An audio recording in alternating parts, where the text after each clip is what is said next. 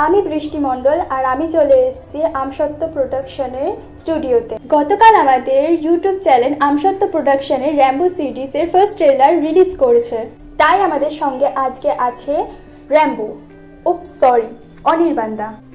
নমস্কার। আচ্ছা, আজকে তাহলে একটু আড্ডা হোক র্যাম্বো নিয়ে অনির্বাণদার সাথে। আচ্ছা অনির্বাণদা, তুমি ফার্স্টে এটা বলো যে তুমি র্যাম্বোতে ডিরেক্টরিং আর অ্যাক্টিং দুটো একসাথে কিভাবে সামলালে? তো র্যাম্বো নিয়ে যেটা বলার, র্যাম্বো এমন একটা সিরিজ যেটা আমাদের আচমকা, আমরা যে আমসত্ত্ব প্রোডাকশন টিম আছি সেটা আচমকা একদম ক্রিয়েট করা হয়েছে। তো তার আগে প্রথমে হয়তো যারা আমাদের আমসত্ত্ব প্রোডাকশন সাবস্ক্রাইবার আছে, যারা দর্শক আছে, তারা জানে যে আমরা প্রথমে আনি পানুদা কেলেঙ্কারি বলে একটা সিরিজ আনি, তারপরে আনি আফসোস। বাট আমাদের শ্যুট হয়েছিল প্রথমে আফসোসে, তারপরে আমাদের পানুদা কেলেঙ্কারি শ্যুট হয়। বাট আফসোসটা কোনো কারণে আমরা পেন্ডিং রেখে শুরু করেছিলাম হলো পানুদা কেলেঙ্কারি। আর র্যাম্বোটাকে আনার টার্গেট ছিল আমাদের যা অডিয়েন্স আছে পুরোটাই থ্রিলিং অ্যান্ড সাসপেন্সের ওপরে অডিয়েন্স, কারণ আমরা রক্তিম করি, শরবেন্দু করি, পুরোটাই আমাদের হচ্ছিলো একদম থ্রিলিংয়ের ওপরে পুরো বেস করে।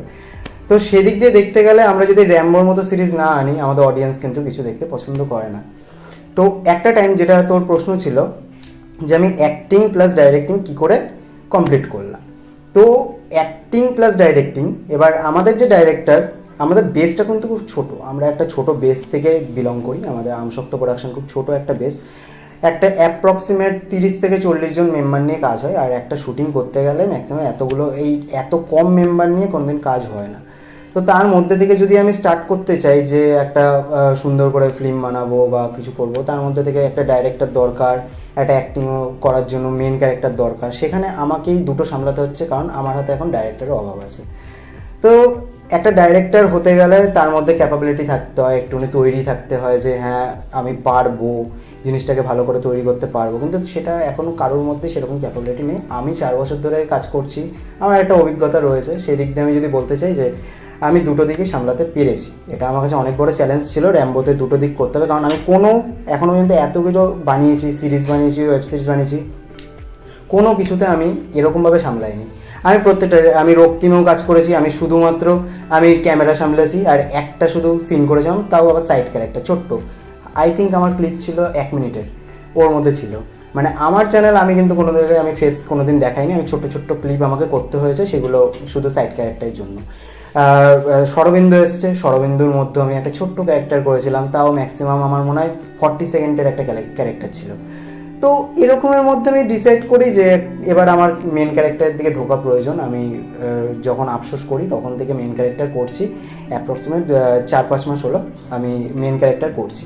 তো আমি কোনোদিনই মেন ক্যারেক্টার করবো আমি ভাবিনি, বাট করতে হচ্ছে। এরকমই ডাইরেক্টারিং করবো আমি কোনোদিন ভাবিনি, আমার ডাইরেক্টর ছিল লপা ছিল, বাট এখন আমাকে করতে হচ্ছে ডাইরেক্টর প্লাস অ্যাক্টার। কারণ আমসত্ত্ব প্রোডাকশনটা যেহেতু আমার একটা স্বপ্ন, ড্রিম, তো এটাকে নিয়ে যখন এগোতে হবে সেটাকে ভালোভাবে কাজ করাতেই হবে, আর এরকমভাবে সামলাতেই হবে। ভবিষ্যতেও আমি আশা করি এই যখন একটা চ্যালেঞ্জের মুখোমুখি হলাম যে র্যাম্বোর যেই কটা সিরিজ আসছে, র্যাম্বোর ফার্স্ট, সেকেন্ড, থার্ড, যেই কটা আছে, ফোর্থ, 4টে সিরিজ আসছে, তো প্রত্যেক কটাতেই আমি মেন ক্যারেক্টার রয়েছি, প্লাস আমি ডাইরেক্টর রয়েছি। আর আমার ডিওপি, যাদের নাম না করলেই নয়, ভুতু আর অরিজিৎ, ওদের নাম তো না করলেই নয়। তো ওরা দুজন মানে আমার জায়গাটা নিয়ে যেই লেভেলের খাটছে আর যা ফ্রেমিং করছে, তো অসাধারণ। তো আমার সবথেকে পজিটিভ দিক আমি বলতে পারি যে আমার সুন্দর দুজন ডিওপি পেয়েছি, এক হচ্ছে ভুতু আর অরিজিৎ, যাদেরকে আমার সাথেই আবার ফ্রেমেও দেখা যাবে। এক ফ্রেমে তারা ডিওপিও করছে, তারা আবার এক ফ্রেমে কাজও করছে। আরেকটা ডিওপি আছে গোবিন্দ, এখনও জুনিয়র, সবে শিখছে, ওর নামও না করলে নয়। আর এটার সূত্রে আরেকটা আমি কথা বলে দিই, আমরা কিছু নতুন ফেসের নিয়ে কাজ করছি, এটা প্রশ্নের বাইরেই বলছি। আমরা কিছু নতুন ফেস নিয়ে কাজ করছি, যেখানে দেখা যাবে শঙ্করদা, শিবুদা, রাজুদা, অর্ণবদা, এই যে এরা আমার থেকে অনেকটা সিনিয়র, আমার থেকে আই থিঙ্ক 10 বছরের সিনিয়র, তাদেরকে নিয়ে আমরা কাজ করার চেষ্টা করেছি। তো এটা একদম নতুনত্ব আমার কাছে চ্যালেঞ্জ ছিল, কারণ সিনিয়রদের সাথে ফার্স্ট টাইম আমি অভিনয় করছি, একটা মেন ক্যারেক্টার করছি, তার মধ্যে থেকে আবার যদি এত সিনিয়র মেম্বারদের সাথে কাজ করতে হয়, তাহলে এটা আমার কাছে অনেকটাই চ্যালেঞ্জিং ব্যাপার ছিল। এবং আমার যে ডিওপি যারা রয়েছে, ভুতু, অরিজিৎ, গোবিন্দ, এদের কাছে অনেকটা চ্যালেঞ্জিং ব্যাপার ছিল, এদের ফেস রিভিল করা, ফেসের সাথে অ্যাটাচ করে নেওয়া। শুটিংয়ে তো অনেক মজা হয়েছে, অনেক খাটনিও হয়েছে। তো বাকিটা তো আগামীকাল র্যাম্বো আসছে, তখনই দেখতে পারবে সবাই ফার্স্ট। বুঝলাম, তাহলে এটা তো তোমার জন্য খুব চ্যালেঞ্জিং ব্যাপার ছিল। হ্যাঁ, অবশ্যই চ্যালেঞ্জিং তো ব্যাপার ছিলই। তো র্যাম্বো আমি জানি না কীরকম হতে চলেছে না হতে চলেছে।